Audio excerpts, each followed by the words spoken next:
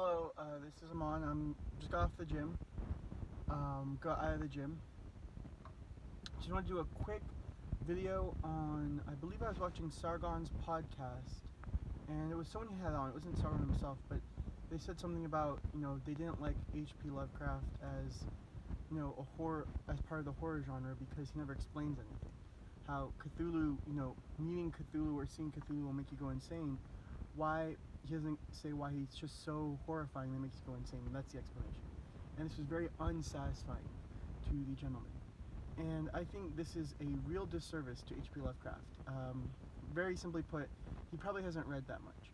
If you Google H.P. Lovecraft, if you're looking at H.P. Lovecraft's best stories, there are going to be his early works, his short stories, probably Call of Cthulhu, which is a very short story. It was actually he actually won a short story contest with it, and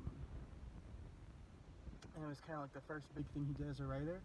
And very little was written because there was a word count cap on that story.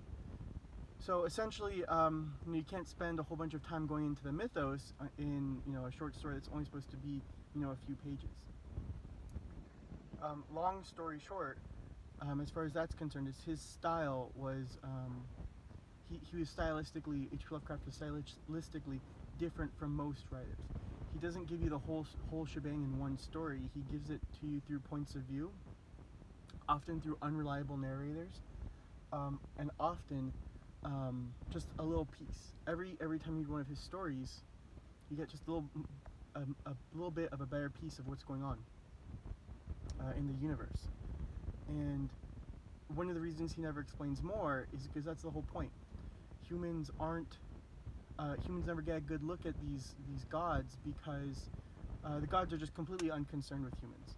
It's the same reason why an ant would be able to explain very little about what's going on a construction site. The construction workers just don't care, first of all. Second of all, humans and ants don't have the capability of understanding what's going on. They're putting these bigger pieces together.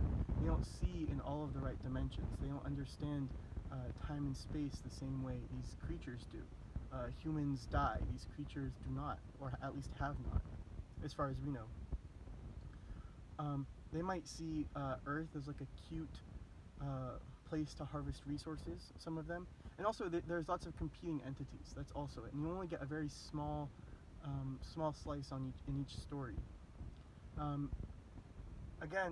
So that's one piece that H.P. Lovecraft, in order to tell this story, he can't just come out and tell you what's going on, because this is supposed to be so big, so sublime, that it's incomprehensible to any one person. And how you communicate that in a story, how you explain what's going on without, if something really is too big for human comprehension, how you communicate that. And H.P. Lovecraft found a very clever way to do it through short stories.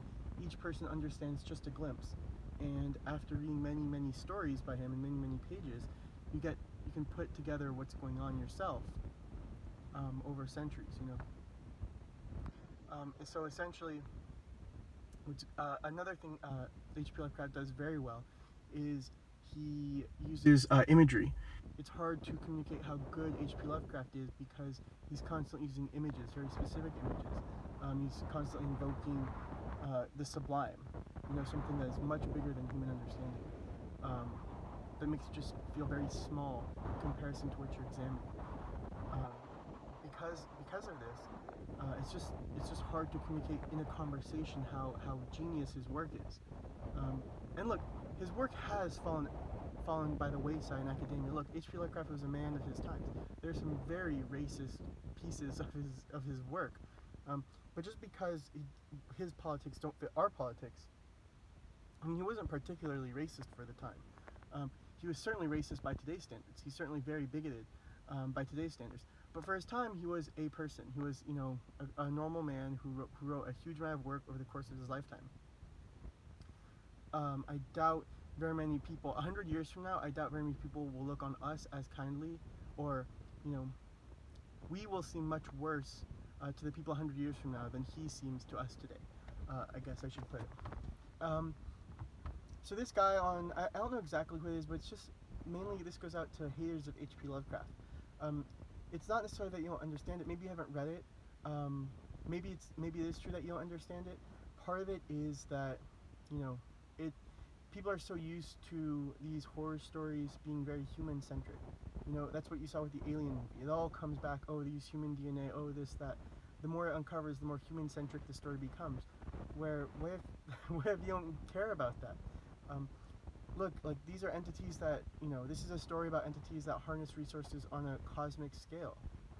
You know, if if the world to us is everything, but to them is less than a grain of sand swirling around in a drop, you know, that's you know, going around an eddy within a river that feeds into the ocean. Like, you know, these creatures, these larger entities, are just completely unconcerned with what humans have going on. And when humans poke their head into into I guess the mythological things that are happening in this universe, um, they have no words to explain it. Just like an ant may not, you know, ants might be able to, you know, if you had an enlightened ant, might say, okay, well, this building is kind of like a colony, their hierarchy is kind of like our hierarchy, you know, there are metaphors you can use, but, you know, ants don't have the processing power to do that. Same thing with humans. We just simply don't have the processing power to understand them, so you get little glimpses here and there of other worlds, of other dimensions, of much larger creatures. One of the cool things is that, and this goes back to, you know, not being human centric, is that, you know, there's four great races of at least four great races of intelligent species that, you know, take over the Earth. The humans are just, you know, the second, you know, or something like there's four more after humans, you know, and there are other races that are much more clever than us. There's other that discover time travel. Anyways, it's a very it's an amazing body of work, and I recommend it to anyone. Anyone who totally just dismisses H.P. Lovecraft truly doesn't, I don't think, understands him at all. One of the things that catches me is that, you know, why is there this cult of Cthulhu that appears every once in a while? And it is the same reason why, well, I mean, like, people don't know. It's not explainable. You know, he says something at one point like, you know, apes danced to these same rhythms, you know, long before humans evolved. It's just the way things are. These, you know, cosmic beings have a sway on, you know, lesser life forms, even without trying to. You know, the same way that, you know, Jordan Peterson talks about, you know, how antidepressants work on lobsters the same way they work on humans. These things, it's not, you know, it goes into, you know, exactly what we're made of what the universe is made of, that these things have a hold on.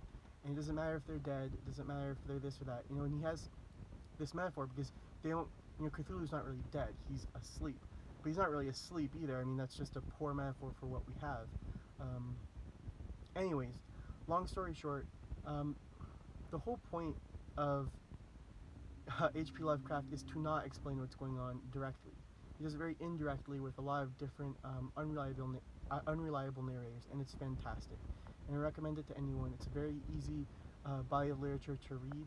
It's a very quick read. You know, you can certainly skip some of it. It's not all directly to do with the main plot, but it is all in a very similar style. And I guarantee, after you get into it a little bit, it's kind of like Shakespeare into the sense that once you read a couple of pieces of work, you're hooked. You know, you can just read a lot more very quickly. So, not to compare the two. I mean, obviously, you know, they're incomparable, but in the sense that, you know, as you read more Shakespeare, it becomes easier to understand, and you know you can say, okay, well, I see what you're doing here. But if you only read one or two plays, then you might struggle through those two. But after you read more and more of them, after you read, you know, 5 plays, it becomes very easy to understand what he's doing. Not very easy. It becomes much easier to kind of understand what he's doing in each play. Same thing with Lovecraft. The first one might leave you kind of, you know, befuddled and not understanding what's going on. After you've read, you know, a couple hundred pages, start to get a very good understanding of what's going on. And by the way, a couple hundred pages of short stories is not going to be much different than you know, reading just a regular sized book, so you don't have to worry about that there. Anyways, have a great day. Read H.P. Lovecraft if you can. Have a great day. Bye. Okay, I guess I have to wait till 10 minutes to something about the YouTube algorithm, which I don't understand, but everyone says is true. So I too will have my video go until 10 minutes. Bye.